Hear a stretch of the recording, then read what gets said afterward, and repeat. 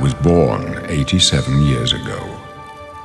For 65 years, I've ruled as Tamriel's emperor. But for all these years, I've never been the ruler of my own dreams. I have seen the gates of Oblivion, beyond which no waking eye may see. Behold, in darkness, a doom sweeps the land.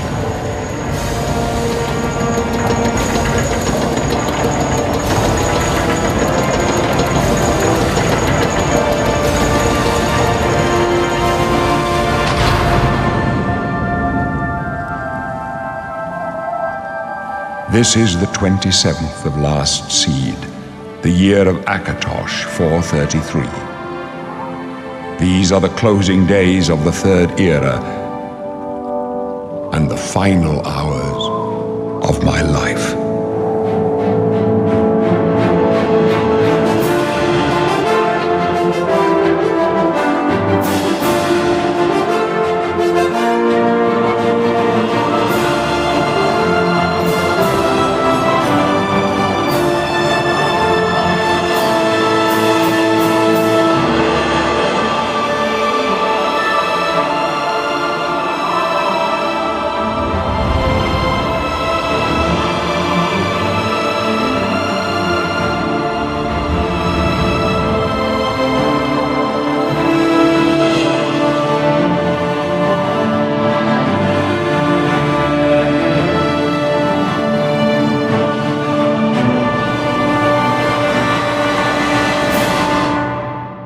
Dagoth was one of the biggest threats Tamriel had ever faced. He was a god, he always resurrected if you killed him, he was strong enough to nearly kill the Tribunal in a 3v1, and he was building his own Numidium, a Kulakon, to take over Tamriel like Tiber Septim did. The only reason he was defeated was, much in the same fashion as all the other entries in the Elder Scrolls series, the main character of that game was one of the few beings in existence that could stand against his power, and even then, it took the use of 3 legendary artifacts to undo Dagoth's source of power, the Heart of Lorkhan. Only then was he defeated. If even one of those things was slightly different, he would have been unstoppable. If the Nerevarine had been just a bit weaker, if the Nerevarine had failed to procure even a single of Kagranak's 3 tools, if the Nerevarine failed to undo the Heart of Lorkhan, Dagoth would have been effectively invincible. Well, what if it wasn't that simple? A god can't truly die in Elder Scrolls. The Aedra sacrificed their bodies to create Mundus, but still grant blessings, and Lorkhan specifically was killed in the Adamantine Tower by Trinimac at the dawn of time for tricking the Aedra into creating Mundus, but his body, the Twin Moons of Nirn, and his Heart and Red Mountain both still have power. What if, rather than outright destroying the Heart of Lorkhan, the Nerevarine simply displaced it? What if, after some time, stoked by the influx of Daedric energy in Mundus brought on by the Oblivion Crisis, the heart returned? What if, from the Dream Sleeve, so too did Dagoth? What if Dagoth attempted to use the clash between the Empire and Mehrunes Dagon to finish what he started once and for all? Let's find out. So, funny story, I actually started this run as my personal initial playthrough of the game, but after the Dagoth really started coming together, I was like, crap, this would actually make for a really great video. I think everyone would really enjoy this. So, not wanting to do the same playthrough twice in a row, I actually decided to reload my first save at the start of the run and play through to each save while explaining what I did the first time around. I only played up to getting out of the sewer and building up my character to be as powerful as Dagoth so I'll only be recapping for a little bit, but I thought I'd let you guys know. Well, obviously my first save was after character creation, but I of course picked a Dunmer since that's what Dagoth is, or at least was before becoming an ash vampire and a god, and I decided to pick Vardenfell as my origin since, while I don't recall if Vorin Dagoth was born on the mainland or in Vardenfell, Dagoth was reborn in Red Mountain in the Second Era, so I'll just go with that. Dagoth's face model in Morrowind doesn't really have enough detail to construct an in-depth face, so I instead used the more Oblivion model for my base. Aside from the fact that Dagoth's hair is balding in the front, long in the back, and this was the closest hairstyle available, I think I got pretty damn close. I named my character Vorin Dagoth, the original name of the High Lord Counselor of House Dagoth, and the run begins. Also, in case you're wondering, those sliders aren't accurate to the final product. I couldn't remember what slider settings I had, but I really liked how he came out the first time around, so I just customized him to look similar to that and then reloaded my first save from my first playthrough. You are the one from my dreams. Huh. I guess Uriel Septim VII has secretly been a 6th house dreamer this whole time. Neat. After explaining to this feeble old Imperial mongrel that his gods are weak and that I will relish in his fast approaching death, I kill off the weak Dagon cultists so as to thin the number of worshippers one of my main rivals for this realm has, and then I begrudgingly don the robes of these cultists because they're drippy and a lot more fitting for a god than prisoner rags. Dagoth only has 2 means of attack from what I can remember, his fist or claw attacks and his incredibly powerful unique spell, Wrath of Dagoth. But since I don't have access to that spell yet, I'll just have to make do with my fists and a significantly weaker target destruction spell, Firebolt. After killing all the rats and goblins in my way, I meet back up with the Emperor and his guards. Damn it! It's that prisoner again! Kill him! He might be working with the assassins! I'm not a member of the Mythic Dawn. What would possibly lead you to believe that?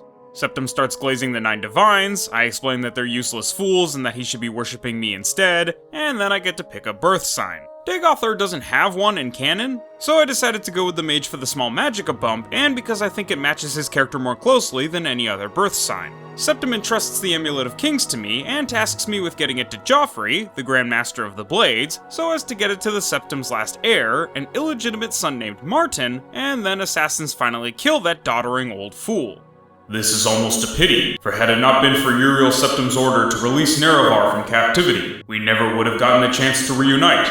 Not truly, anyway. Well, with the Emperor dead, I'm now well on my way for my plan to collapse the Empire. Time to make our custom Sharmak class, a class befitting the Lord of the 6th House, the Tribe Unmourned. So obviously we're going to specialize in magic, since Dagoth's signature spell is going to be our meat and potatoes, and of course our favorite attributes will be intelligence and willpower for more maximum magicka and a faster magicka regeneration rate. But for our skills, I go with destruction since our primary spell for the run is a destruction spell. All the other schools of magic, since Dagoth in the lore does display mastery over all forms of magic. And for my last skill, I go Speechcraft since he convinced a decent chunk of Morrowind that he was the god they should worship over Azura or the Tribunal, despite turning people into pus zombies. In hindsight, I should have swapped Speechcraft for hand-to-hand just because that was more useful, but whatever, it's fine. After that, we exit the sewer to this absolutely gorgeous and all too familiar sight, and now it's time to become Dagoth. First, before I do anything else, I'm gonna need a ton of gold, so it's time to use the Infinite Gold exploit. I fast travel to Anvil, head to the docks, and use the chest on this ship to duplicate an iron warhammer I picked up during the tutorial dungeon since it has the highest gold value out of everything you get there. The way the dupe works is that you duplicate the item by a number equal to the stack of items you use for the exploit, so while in my original run I only had 75 arrows from the first dungeon because I didn't know to collect as many as I could for this glitch, this time I knew beforehand and collected 159 iron arrows, which means I now have 159 iron warhammers to sell.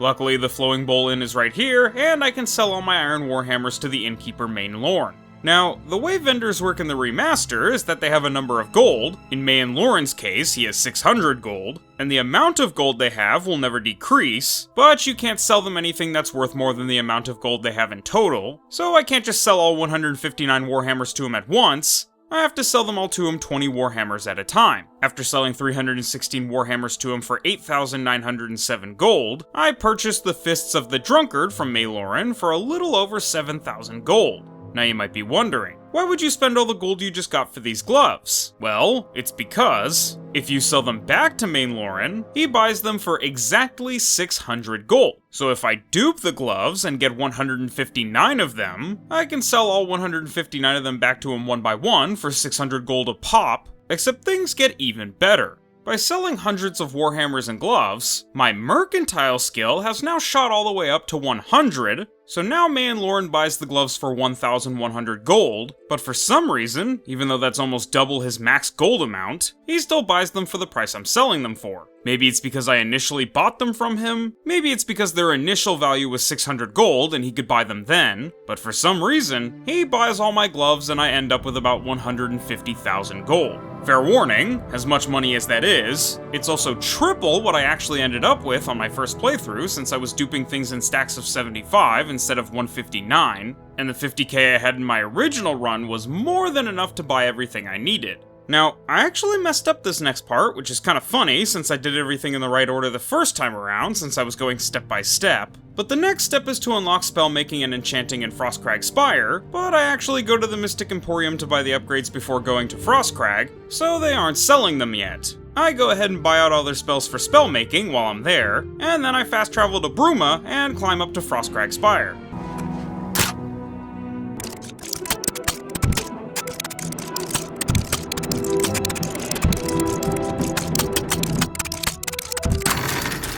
Would it surprise you to learn that I perfectly first tried this lock on my first attempt in the original playthrough?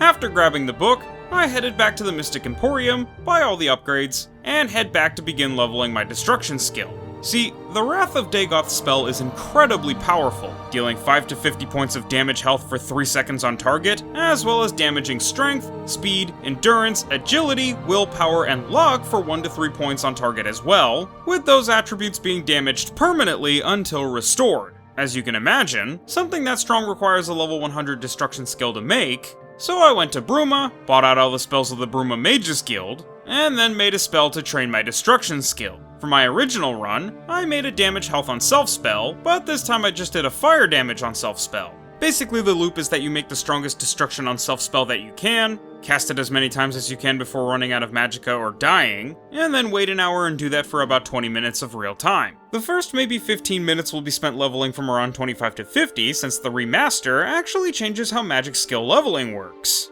Now, the more magicka the spell costs, the more to level your skill, so when you get to Destruction 50 and can make a stronger destruction spell that costs more magicka, your leveling will actually get faster as opposed to getting slower because of the higher XP requirements. It really only took about 5 minutes to get from 50 to 100, and then it was finally time to make our signature spell, the crux of the run, Wrath of Dagoth. Since there's no damage range in Oblivion like there is in Morrowind, I just go for max values on everything. 50 points of damage health on target for 3 seconds, and 3 points of drained strength, speed, endurance, agility, willpower, and luck on target for the maximum duration, 2 minutes, since we can't make it permanent until restored. Now we have our Wrath of Dagoth spell, but unfortunately we don't have enough magicka to cast it. Now we're pretty much caught up to where I was in the initial run. In the original run, I tried to solve this by creating 2 Fortify Magicka spells and getting the Ring of Transmutation, which gave me just enough magicka to cast Wrath of Dagoth once, but this time, I have a better idea. See, as it stands, after leveling up to 16, levels I got from leveling my Mercantile and Destruction skills, I have 300 magicka, 206 health, and 320 fatigue. Dagoth has 5,000 magicka, 1,000 health and fatigue, and also 100 strength, willpower, and speed, so my next goal was to finish making my character into a god, including his stats. Also, there isn't a loincloth in the game that looks like his, so I went with the closest thing available, some sackcloth pants. We'll get the mask later. First up, I go to the church in Chorrol and buy Fortify Strength from Orag Grabargol, then I get to the Steedstone to get the Hellrider Greater Power, which is a spell that fortifies my acrobatics and speed. That's important because I now have a spell that fortifies my attributes, so now I can create a spell that has the Fortify attribute effect. Next, I go to the Archmage's lobby and lockpick this display case for a couple of soul gems with grand souls already in them. We'll need these for enchantment. Now we'll need specifically some rings. I later tried this exploit with amulets and necklaces, but it didn't work. I went to the Red Diamond Jewelry and bought out all of his rings, and then I created a Ring of Strength that fortifies my strength by 10 points, and a Ring of Attack that fortifies my hand-to-hand skill by 10 points as well. At this point, you're probably wondering what this has to do with my health, magicka, or fatigue. Well, this is actually to emulate 2 other abilities Dagoth has, specifically his Divine Abilities ability, a spell he gets from being a god, I assume. It fortifies his strength by 100 and his attack by 50, but since there's no attack stat anymore, and Dagoth only attacks with his unarmed strikes, I just boosted his hand-to-hand skill instead, since that dictates how effective your unarmed combat is. Well, 10 points is a far cry from 50, and certainly 100. So how do we fix that? Well, by using the permanent enchantment glitch, of course. By duping my ring, putting one on, and then duping the stack of rings I'm not wearing, the game forcibly takes the ring off of me, but I still retain the effect. Now, I can't put that same ring on ever again, but I can put on any other ring, since normally you can only equip 2 rings at once, but I'm not wearing any rings at all. So what do? I make nearly 15 rings of strength and nearly 10 rings of attack, each with their own varying degrees of enchantment, since filled grand soul gems are hard to come by when you're just buying whatever the Mystic Emporium has on hand. And eventually, I end up with my strength fortified by 102 and my hand-to-hand fortified by 51, almost exactly matching Dagoth's divine abilities. With Dagoth's 2 primary abilities recreated, it was time for me to start with his stats, specifically his most important stat, Magicka. To get 5,000 Magicka, I first head to the Skingrad Mages Guild and buy a Drain Magicka spell from Druja. I then head back to Frostcrag and create a spell to train my Restoration skill to level 100. I need to do this because the spell I have to create to give myself 5,000 Magicka can only be made with a 100 Restoration skill. When I was finally ready, I got this weird glitch that prevented me from making spells. I actually got the glitch a ton of times throughout the run, it was really annoying, but you can fix it by fast traveling. With my ability to make spells restored, I made a spell that fortified my intelligence by 100 points for 4 seconds, fortified my Magicka for 100 points for 4 seconds, and drained my Magicka for 100 points for 4 seconds. The last thing I need is simply a ring that drains my Magicka when I wear it. After casting this spell several dozen times and experimenting with it to get the exact value right, I gave myself a maximum of 5,406 Magicka, let the spell wear off, was left with negative 4,775 Magicka, put on my Magicka Draining Ring, which then gave me a maximum Magicka of 5,045, and then I made the enchantment permanent. I also went ahead and leveled up since I got a ton of levels from leveling my Restoration, and since I already have 100 Intelligence and Willpower from the Mercantile and Destruction levels, I started boosting my Strength and Speed to 100 as well to mirror Dagoth's actual stats. At the end of it all, I was level 19 with 80 Strength, 100 Intelligence and Willpower, 46 Agility, 65 Speed, 70 Endurance, 35 Personality, and 50 Luck. That meant that I had 172 Strength from my Divine Abilities boost. I was almost ready to start the main quest and head to Waynon Priory so that I could bring the Empire to ruin and repel Mehrunes Dagon, but I was kind of afraid that giving myself 1,000 health would be too excessive. These videos aren't really challenges in that they're difficult to do, it's more so a matter of accurately reflecting the character's powers, personality, and abilities. Of course Dagoth can kill any NPC in Oblivion save for Mehrunes Dagon, that's not challenging, but can I actually give myself that level of power? Can I actually create Wrath of Dagoth? Can I recreate divine abilities? Can I even cast Wrath of Dagoth should I somehow replicate the spell? That's the challenge, but making my character too overpowered would be boring, there'd be no threat, so I decided not to amp my health and started the main quest as I am. Well, before that, just one more thing, a safeguard if you will. In Morrowind, when you're fighting Dagoth in the Facility Cavern when you first encounter him, he's a nerfed version of himself. He has his divine abilities in Wrath of Dagoth, but he only has 300 Magicka and health. Magicka-wise, we're equal to his true power, 5,000 Magicka, since Wrath of Dagoth takes so much Magicka to cast, but health-wise, we're closer to his initial encounter. That said, when you face him in the Akula Khan's chamber, in addition to having way more health and gaining damage resistances to his divine abilities, he also becomes immortal and constantly regains all of his health basically instantly. The only way to defeat him is by using Keening, Wraithguard, and Sunder to destroy the Heart of Lorkhan, his power source, which makes him killable. There's no Heart of Lorkhan in Oblivion, of course, since it was destroyed in Morrowind, but to replicate Dagoth's immortality, I created a restoration spell, Heart of Lorkhan, that restores 100 points of my health for 2 minutes, making me basically as immortal as Dagoth. Well, as you can imagine, that spell takes nearly 10k Magicka to cast, so ironically enough, without the Heart of Lorkhan actually powering us, we can't replicate its effect. For the next best thing, I make a second Heart of Lorkhan spell that restores 100 points of my health for only 30 seconds, which costs me most of my Magicka to cast, but at least I can actually cast it. Now, with our Dagoth complete for the time being, I sell all of my useless rings of strength and attack, and then I fast travel to Waynon Priory. Hail, mortal. It is I, Lord Dagoth, awakened lord of the Sixth House, the Tribe of Morn. Your mongrel emperor is dead, and I have concocted a plan to bring your pathetic empire to its knees while also defeating my adversary Mehrunes Dagon, Prince of Folly and Flame. I plan to use Uriel Septim's Mutt to use the power of the Amulet of Kings to channel the power of Akatosh in order to defeat that Daedric pretender that slaved to mindless ruin in a confrontation. In so doing, sacrificing himself and leaving this worthless country without a ruler. That is, until I claim it for Morrowind and guide your people in these lands to the truth with the loving embrace of my corpus. You will aid me. Tell me, where is the misbegotten Prince of Nothing? His name is Martin. He serves Akatosh in the chapel in the city of Kvatch, south of here. Oh, the beautiful irony! A descendant of the slave queen Alesh, a bloodline blessed by the time dragon of the Nibonese. And he's become a priest of that false dragon, that avatar of stasis and slavery. I shall go to him. I shall make him see the light and act as my faithful acolyte, a fate most befitting a septum.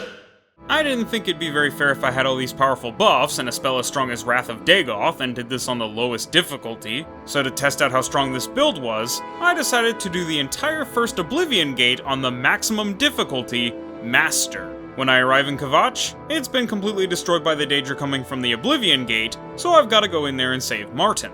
To do that, first, I've gotta close this Oblivion Gate. Since I'm around level 20 at this point, we're immediately set upon by Daedroths and Daedra spiders, and I do pretty okay damage, a little lower than expected, and I get one shot by a Daedroth. That's because the difficulty scaling is way overtuned in this game. At Master difficulty, enemies deal 500% more damage, and I deal 20% of the damage I would normally do, so of course I get absolutely obliterated even with Wrath of Dagoth. On my next attempt, I'm barely able to take out all the enemies at the gate by spamming Wrath of Dagoth. Not even in Oblivion proper yet, and things are going horribly. After dozens of deaths just getting into Oblivion due to either just getting obliterated with damage or running out of magicka, I finally defeat the first couple of Daedra by using Ilanvanius as bait, a true 6th house strategy. After realizing that pretty much everything one-shots me, I immediately reloaded a save to before I entered Oblivion, went back to Frostcrag, made a spell that fortifies my health and endurance by 100 points for 1 second, drains my health for 3 points for 1 second, deals 12 points of fire damage to me for a second, and finally heals me for 6 points for 2 seconds. That, Men and Myrrh, is the spell that I used to give myself 1,000 hit points, but first I have to lower my health down to less than 10, which I did with a self-damaging spell. After 5 minutes, I had 1,011 health, then I saved and loaded, it got converted into negative 692, then I put on a Ring of Health Drain, and it became 973, at which point I made the effect permanent. Had I known how dummy busted Master difficulty was, I'd have done that in the first place. I head back, and even with 5,000 magicka and 1,000 health, even with the actual literal signature spell of the final boss of the prior game, I was still getting my ass kicked. The only way I can do any meaningful damage is with the spell, but it takes so many casts to kill even a single enemy. I run through all my magicka after killing a single Daedra, so after cowering in the corner, I left Oblivion, waited to regain all of my magicka, and then came back and finished off the enemies at the front gate. From there, I was barely able to kill each enemy throughout, 1 or maybe 2 at a time, though some fights like this Daedroth, this Storm Atronach, and this Dremora definitely gave me some trouble. The Storm Atronachs weren't that bad because it's easy to sidestep their lightning, but the Daedroths were brutal. After getting the Sigil Key and leaving this mongrel to die, I fought my way up to the Sigil Stone, defeated the Sigil Keeper Dremora in a battle that was honestly easier than most, and I closed shut the Jaws of Oblivion. Man, that was easy. Roll credits.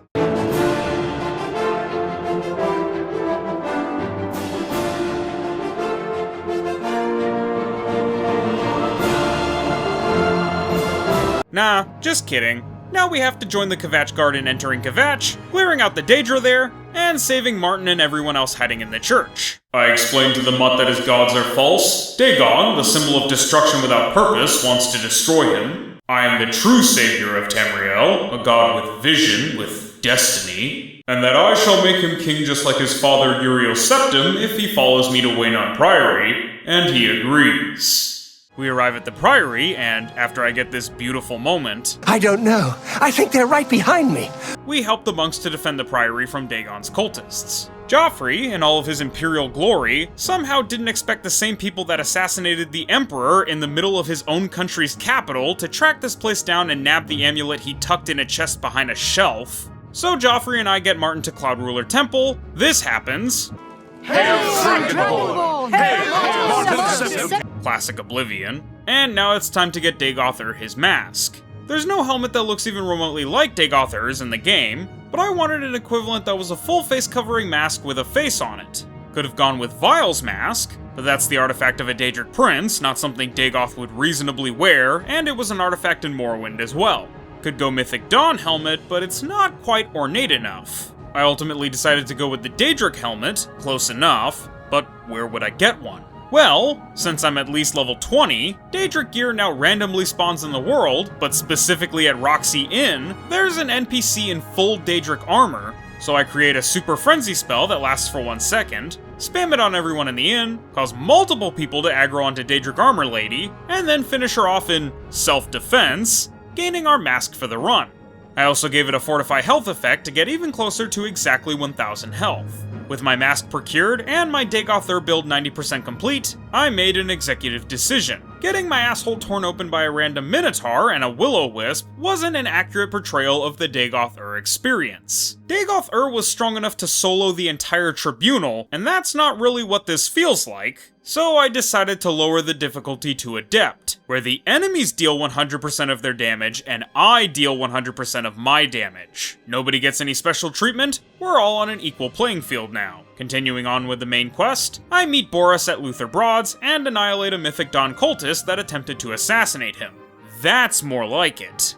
After retrieving Volume 1 of Mankar Cameron's commentaries on the Mysterium Xarxes from his corpse, Boris suggests that we find the other 3 volumes in order to get a lead on the Mythic Dawn so that we can recover the Amulet of Kings. At Boris' behest, I meet with Tarmina, a scholar at the Arcane University who's apparently an expert on Daedric cults, and she not only gives us the university's copy of Volume 2, but points us to Fintius, the owner of a bookstore here in the Imperial City that apparently has Volume 3. When I arrive at his store, the first edition, he tells me that his last copy of Volume 3's already been special ordered by someone named Gwynnis. I wait to let him pick up his copy, track him down, and threaten to use my divine powers to destroy him unless he gives us the book, which he does while crying out for the weeping mother of Cyrodiil. But to murder the Emperor?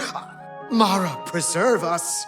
He also gives us an invitation for a secret meeting with the Mythic Dawn in the sewers in order to gain the 4th volume. Because he irritated me, I destroy him and many other pitiful Imperial mongrels, but because I don't want to deal with the hassle, I use my pseudo-Kim Dreamer powers to revert time. Boris then leads me through the sewer to the meeting place, and I obliterate all the mudcrabs and goblin shamans and warlords that stand in our path with Wrath of Dagoth along the way. Once we arrive, Boris plans to meet with the Mythic Dawn agent while I cover him from the vantage point. I initially agree to this, but after some consideration, I think Dagoth would demand to be the one meeting with the cultists personally, so I reloaded a save, and this time demanded to be the one to meet with the cultists personally. I wasn't particularly concerned with whether Boris lived or died, since he's the agent of a doomed empire, but since I destroyed Raven Cameron and the backup Mythic Dawn agents so quickly and effortlessly, Boris actually survived the encounter. With all 4 volumes of Mankar Cameron's commentaries, I fought my way out of the sewers and returned to Tarmina, who explained that the commentaries have a clue to the location of the Mythic Dawn's hideout,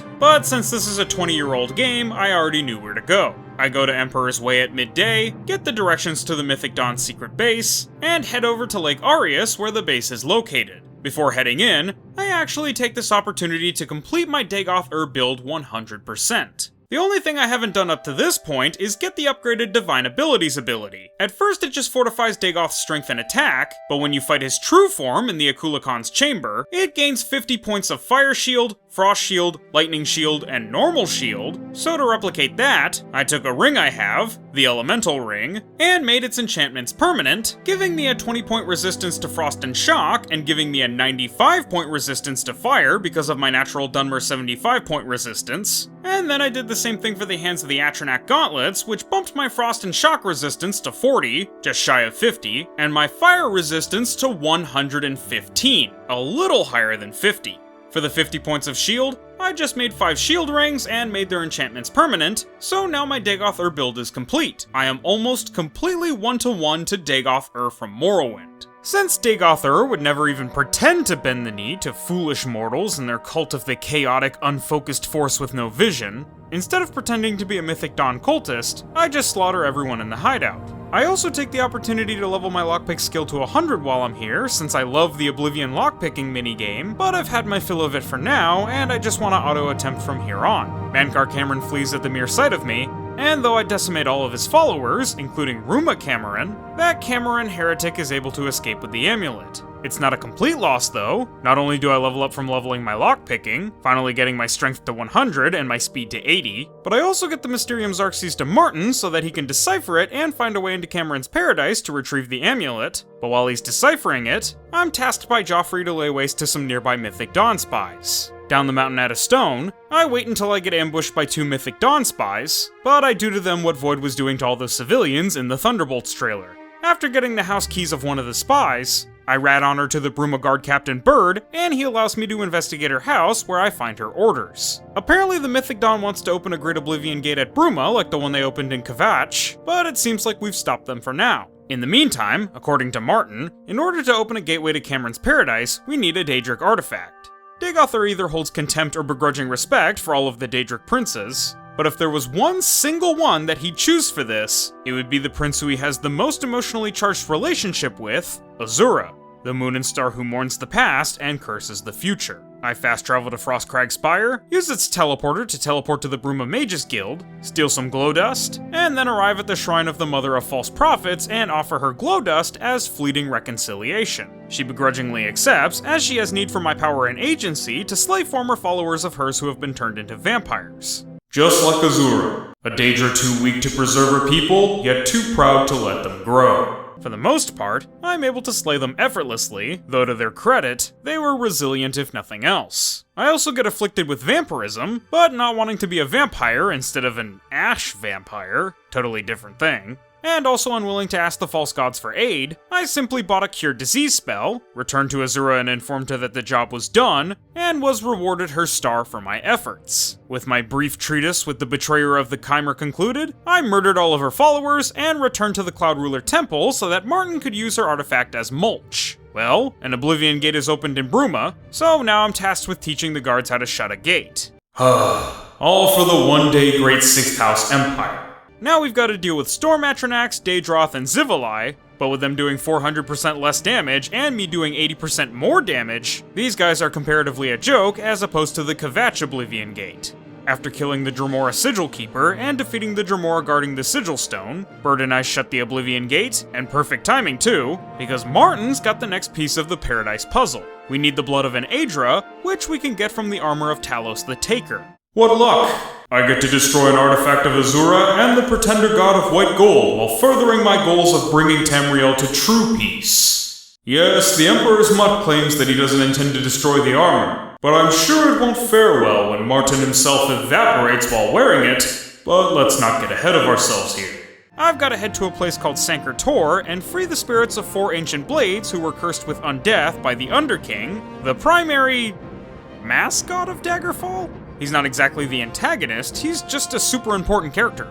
Anyway, to get the armor of the Mouth of the Dragonfather, I've got to slay the skeletons of the 4 blades so that their spirits can lower the barrier protecting the armor. The dungeon is full of wraiths, so I can only damage them with Wrath of Dagoth, which definitely drains my magicka, but I'm able to slowly but surely work my way through the desecrated shrine, punch each of the skeletons to death, and then retrieve the armor. The penultimate ingredient needed for the portal is a great Welkin stone from the Ayleid ruins Miskarkand, so I fast travel to Kvatch, run over to Miskarkand, kill off all the bitterfish goblins outside of the ruin, and I fought my way through all the skeletons and zombies and goblins within the ruins until I finally located and obtained the Great Welkin Stone. The king of Miskarkand tried to stop me, but to this place where destiny is made, he came unprepared. So I destroyed him. The final item needed to open the portal to Paradise is a Great Sigil Stone to complement the Great Welkin Stone, like how Daedra Blood complements Aedra Blood. That means we have to allow the Mythic Dawn to open their Great Gate in front of Bruma, and then we have to immediately close it.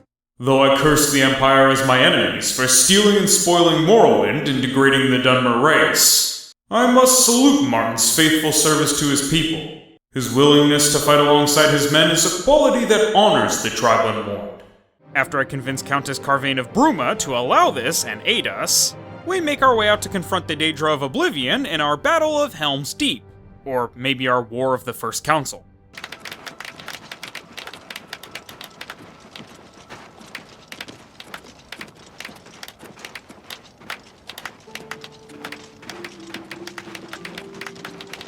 Kinda sad that we have to do the walkout without the awkward Oblivion chanting. In any event, The Bruma Guard and the Blades mount a force to combat the forces of Oblivion invading from the 3 portals that they have to open a Great Gate. A mass battle ensues, including Captain Bird, Boris, Joffrey, and Martin himself. But since I don't particularly care who lives or who dies... Well, okay, I don't care who lives and who dies aside from Martin, since I intend to use his power to lock Dagon out of Mundus. I run into the Great Gate as soon as it opens. Now we've got 15 minutes to close the gate before this giant Daedric siege machine destroys Bruma, or Cyrodiil, or the world or something. But after a leisurely jaunt through the bodies of the Daedra in my way, I take the Sigil Stone, close shut the jaws of Oblivion, again, and I return to find the battle over with Boris dead and Joffrey missing in action, Shirley dead as well.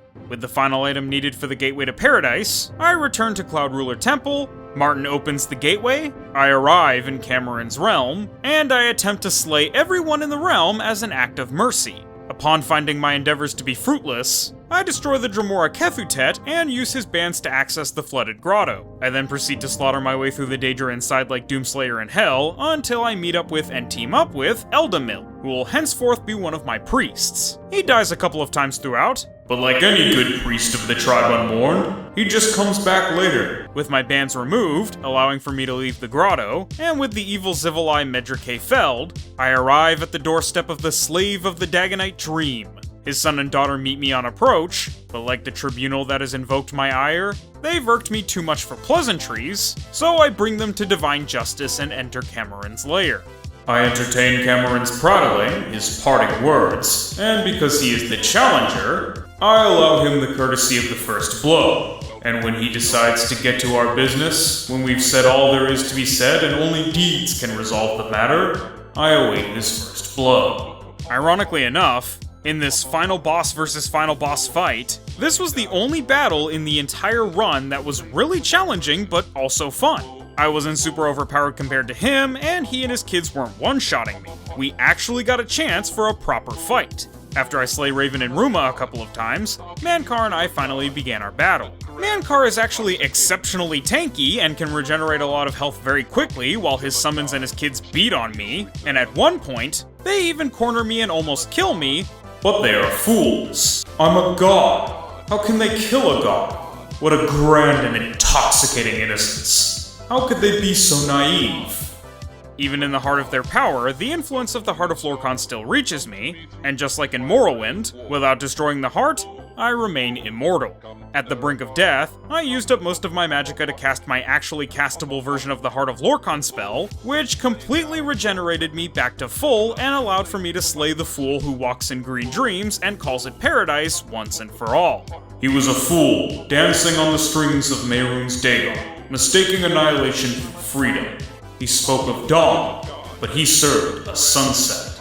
He would have unmade the world to please his Daedric master, but I will remake it in ash and fire to restore the lost glory of the Chimer people. He wished to tear down, but I will build anew.